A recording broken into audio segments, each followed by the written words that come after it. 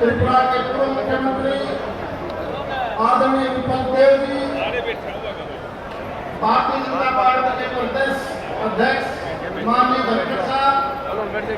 माननीय मंत्रीगण, बैठ जाओ भाई साहब, बैठ जाओ भाई साहब, बैठ जाओ सम्मानित मंच भाई जी, और चारों तरफ से आए हुए सभी सम्मानित बुजुर्गों, नौजवान साथियों, माताओं, बहनों, बच्चों, इस दुनिया का सबसे बड़ा संगठन अगर कोई है तो वो भारतीय जनता पार्टी का संगठन है। मैडम जी और इसी संगठन की वजह से बैठ जाएंगे, आपके गए थे आज देश के प्रधानमंत्री नरेंद्र मोदी जी न केवल हिंदुस्तान में बल्कि दुनिया के अंदर इस देश को अनन्य देश बनाने में लगे हुए हैं। अब मैं जो पानी सप्लाई कर रहे हैं उनसे आग्रह करूंगा पानी हर जगह पहुंच जाए, और वक्ताओं की कड़ी में मैं आग्रह करूंगा हमारे तो वो संगठन कृषि मंत्री जो हरियाणा सरकार में अपना मंत्रालय का बेखूबी से निर्वाह कर रहे हैं, आदरणीय जेपी दलाल जी से बड़े से बड़ा परिवार भी अगर आपस में टूट जाए तो वो परिवार खत्म हो जाता है। इसलिए मैं हमारे संगठन के सभी साथियों को बहुत बहुत बधाई इस बात के लिए देता हूं कि मात्र एक रिक्वेस्ट करने पर आप इस लोकसभा क्षेत्र में बगैर किसी का किराया, बगैर तेल, अपनी अपनी गाड़ियों में यहाँ पर आए हो, इसलिए आपका बहुत बहुत बधाई, बहुत बहुत धन्यवाद। और मुझे पूरा विश्वास है कि भारतीय जनता पार्टी का ये संगठन कभी कमजोर नहीं पड़ेगा, बल्कि आने वाले समय में जैसे विपल देव जी चाहते हैं, इस प्रदेश के अंदर लोकसभा की 10 सीटें पहले से भी ज्यादा अंतर से आप लोग नरेंद्र मोदी जी के हाथ में 10 की 10 सीट दोबारा से देंगे। तो यही नहीं, आप देखिए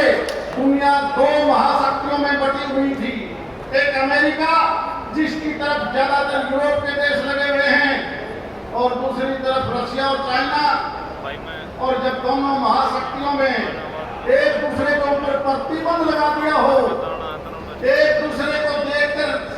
आंख भी ना मिलाते हों, ऐसी हालात में अगर कोई यूरोप रशिया से ईरान से तेल जिसके लिए वो तरस रहे हैं, खाद्यान्न पदार्थ, गैस,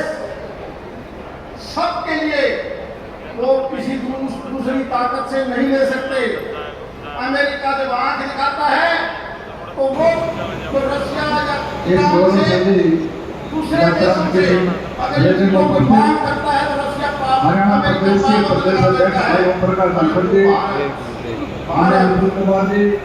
रशिया से भी तेल लेता है, ईरान से भी लेता है।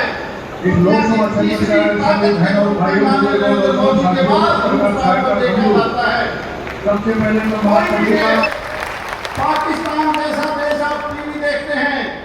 तेल मिलाता है, वहां का विपक्ष हो पक्ष हो कहता है अरे एक तरफ भारत है, जो चाहता वो करता है, और दूसरी तरफ हम अगर किसी से खाने के लिए भी कोई अनाज मांगते हैं तो हमें कोई नहीं देता। एक समय ऐसा था 2014 से पहले माननीय विपल देव जी नॉर्थ ईस्ट से आते हैं, लेह लद्दाख से लेकर नॉर्थ ईस्ट तक चाइना ने अपने सड़क और बेस बना रखे थे। अगर वो कभी हमारे ऊपर आक्रमण करते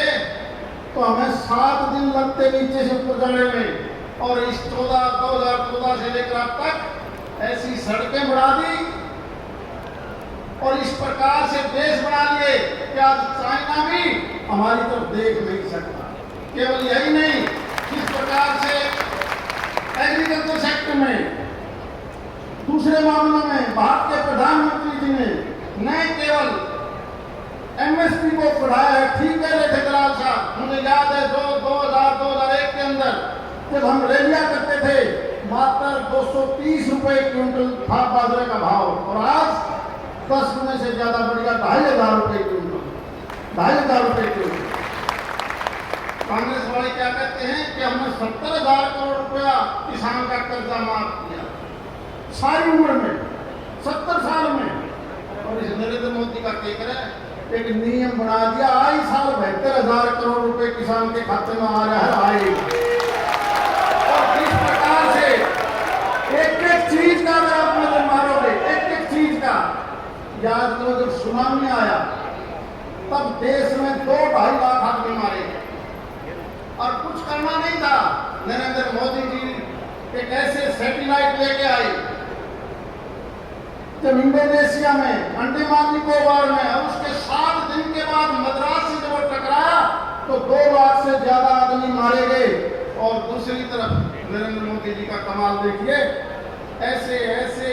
मौसम के बारे में जो सैटेलाइट छोड़ दिए,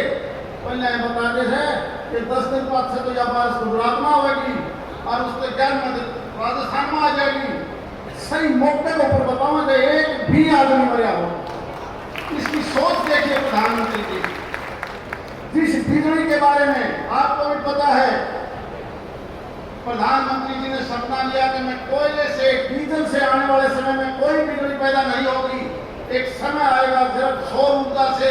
या हवा से यही बिजली बनेगी ताकि पर्यावरण भी खराब ना हो, सस्ती भी पड़े। याद करो जब कांग्रेस की सरकार थी, इस हरियाणा प्रदेश में 16-17 रुपए यूनिट के हिसाब से प्राइवेट कंपनियां सौर ऊर्जा के लिए समझौता करती थी। आज भी वो 25 साल तक रेट लेंगे 16 रुपए 17 रुपए यूनिट की। और माननीय मोदी जी के आने के बाद जयप्रकाश को ज्यादा पता होगा, मात्र 2 रुपए 70 पैसे के अंदर कंडीशन लगा दी कि तो ये पैसा लेना है तो लगाओ। और आज लाइन लगी हुई है, कहाँ 16 रुपए और कहाँ 2 रुपए 70 पैसे से बिजली बनाने का कारखानेदार को पैसा मिलेगा। आप कहीं नेशनल हाईवे, रेलवे जाके देखिए, नारनौल जाइए, महेंद्रगढ़ जाइए, भिवानी जाइए, कहीं जाके देखिए डबल डेकर ट्रेन, यहाँ से जाने वाली रेल सीधी कलकत्ता भी जाएगी, जम्मू कश्मीर भी जाएगी, बंगाल भी जाएगी, बंबई भी जाएगी। पहले अगर 5 ट्रेन चला करती तो 4 गुना ट्रेन ज्यादा बढ़ती, 4 गुना ज्यादा। और नेशनल हाईवे की तो जरूरत नहीं बताने की। कांडला से लेकर अमृतसर तक 8 घंटे लगते थे, अब 4 घंटों में आदमी पहुंच जाता है। यहाँ से जब हम दिल्ली जाएंगे थोड़े दिनों में, चाहे हमारा आदमी नारनौल से जाए, महेंद्रगढ़ से जाए, भिवानी से जाए, दादरी से जाए, 4 महीने के बाद तो एयरपोर्ट का भी एलिवेटेड रोड बहादुरगढ़ तक बन जाएगा, उधर द्वारका से जुड़ जाएगा। हम चंडीगढ़ जाते थे 6.5 घंटे लगते थे और अब 3 घंटा पहुंच गया हाथ में। अभी तो थोड़ा सा पोर्शन बाकी है, जीरकपुर में हमें टाइम लगता है। अंबाड़े से पहले एक बाईपास बन के सीधा चंडी मंदिर के लिए काम चालू हो चुका है, बहुत जल्दी वो भी तैयार हो जाएगा। अकेले यही नहीं, यहाँ से जाने वाला बंबई का आदमी 12 घंटे में पहुंचेगा। कभी जब पहले की सड़कों की बात करते हैं, अगर हम भिवानी से चले तो खड़क में सफेद पट्टी खत्म, अगर हम झज्जर से आते इमरोटे में खत्म, अगर हम रिवाड़ी की तरफ से जाते तो हमारा नारनौल जाने के लिए सड़क नहीं। और आज आके देखो हमारा पहला, अगर हम देखेंगे तो नानक को तो ऐसा लगता है जैसे हमारा हरियाणा का पहला विधानसभा क्षेत्र है। इसी प्रकार से भारत सरकार द्वारा जितने भी प्रोजेक्ट बनाए गए हैं, आज दिल्ली के अंदर केजरीवाल की सरकार है, राजस्थान में कांग्रेस की सरकार है, पंजाब में केजरीवाल की सरकार है। और लोगों को जाके पूछ लो ना कि ऊपरली वोट किसने दोगे तो सीधे दूंगा, वो ऊपर नहीं जाके मोदी ने क्या हालात कर दिए देश के। ये थोड़े से लोग कर रहे हैं, इसका कोई फर्क नहीं पड़ता। इसलिए मैं ज्यादा समय न लेते हुआ, क्योंकि माननीय रामविलास जी इसके बाद जब माननीय विपुल देव जी बोलेंगे, मेरी प्रार्थना है कि आप दोबारा से संबोधित जरूर करोगे, मेरी रिक्वेस्ट है। मेरा माने और भारी जी के बाद सबसे लास्ट